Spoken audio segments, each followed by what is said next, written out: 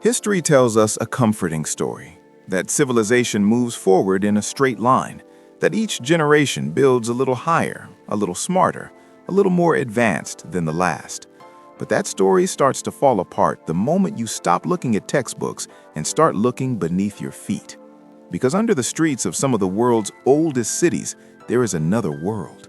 Not ruins in the romantic sense, not primitive foundations or crude remnants of the past, but entire systems, cities beneath cities, infrastructure that doesn't fit the timeline we're taught.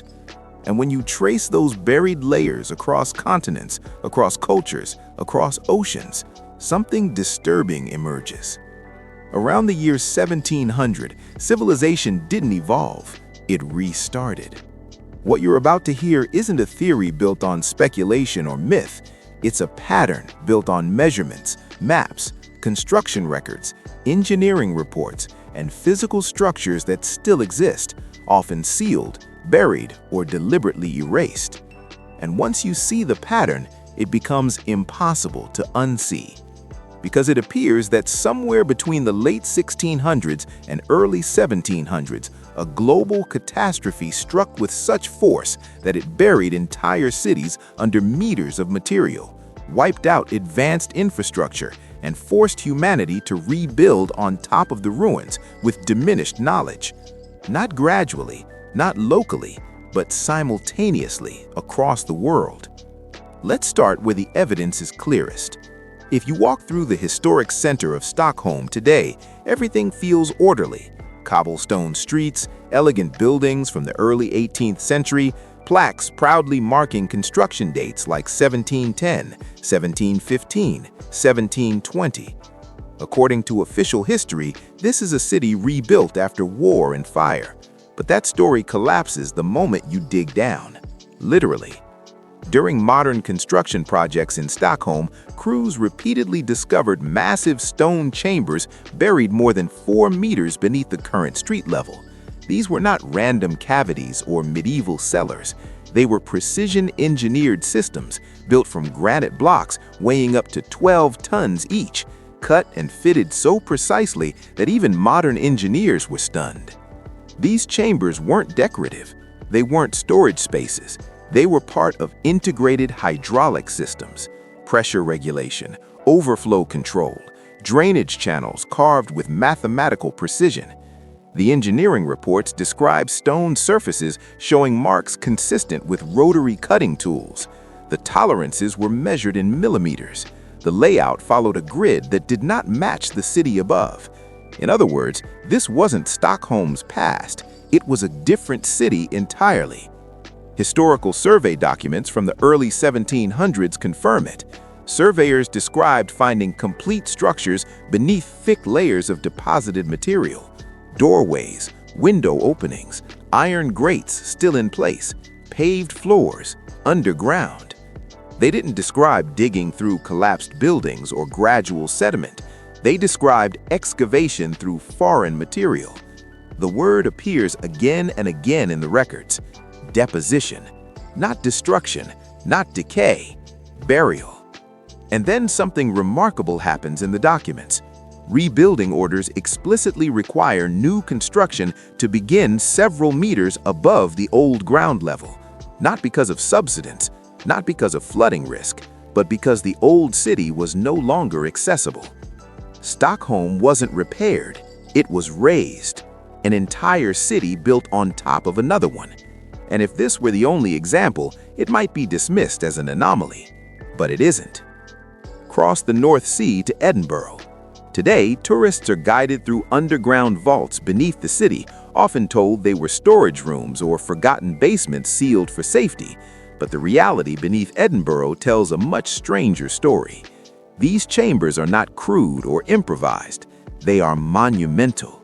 Vaulted ceilings over 4 meters high, spans following consistent mathematical ratios, stone blocks weighing many tons, fitted without mortar with astonishing precision. The proportions are precise enough to match the golden ratio within a narrow margin of error. That alone should raise questions, but the engineering features raise even more. Ventilation systems carved directly into stone, designed to regulate airflow without any mechanical assistance. Drainage channels cut with calculated gradients to manage water flow efficiently. Acoustic properties that suggest intentional sound management. These were not cellars, they were engineered spaces. Even more unsettling is what the records say about why they were sealed. Survey reports from the late 18th century document the removal of sediment described as foreign material before the chambers were filled. Geological analysis from the time noted that the composition didn't match local soil or bedrock. Once again, the pattern appears: burial, excavation, sealing.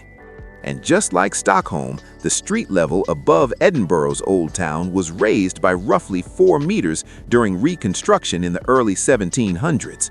Same depth, same timeline, no documented coordination. Now, cross the Atlantic. In Quebec City, colonial construction records from the early 1700s describe rediscovering stone structures buried beneath deep layers of recently deposited sediment. The reports were written by royal engineers trained in European masonry traditions, and their assessments are blunt. The construction quality exceeded colonial capability.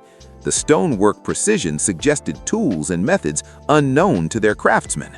Measurements taken from sketches show chamber proportions matching those found in Stockholm and Edinburgh. Same ratios, same depth, same time frame. Quebec's lower town was raised, the old structures were buried, and just like in Europe, later renovation projects didn't preserve these discoveries.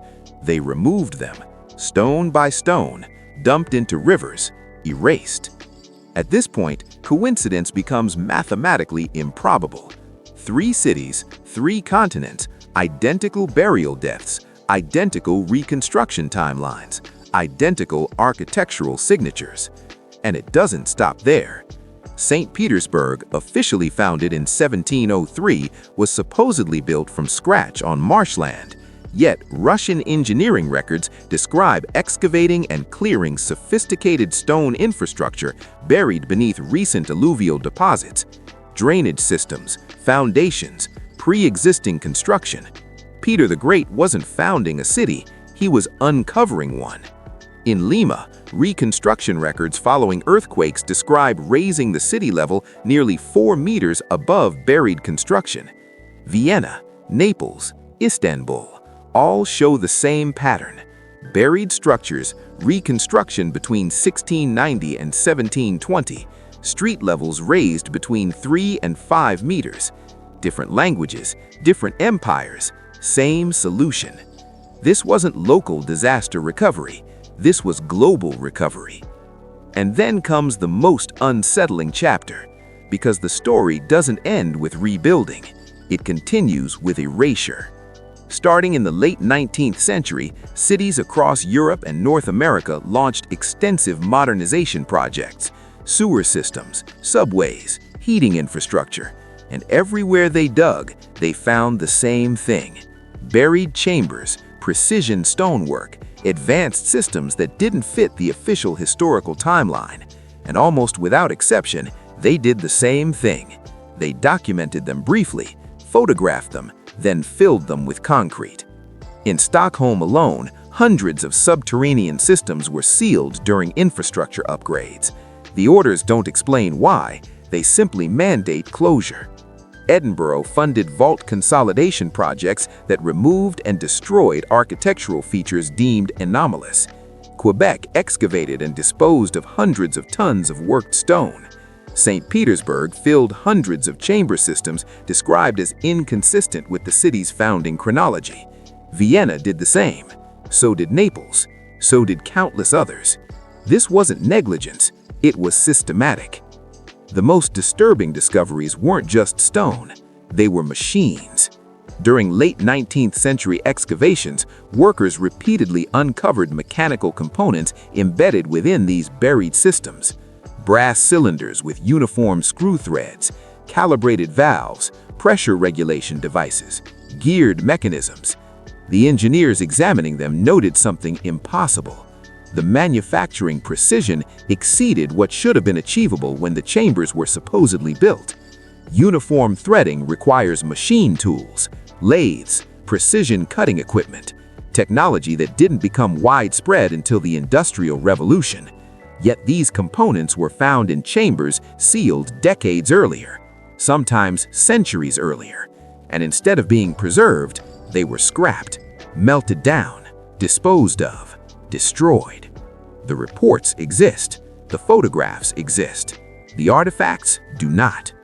Victorian engineers weren't ignorant, they were at the forefront of modern engineering, and repeatedly they documented that the buried systems they were replacing were superior to their own.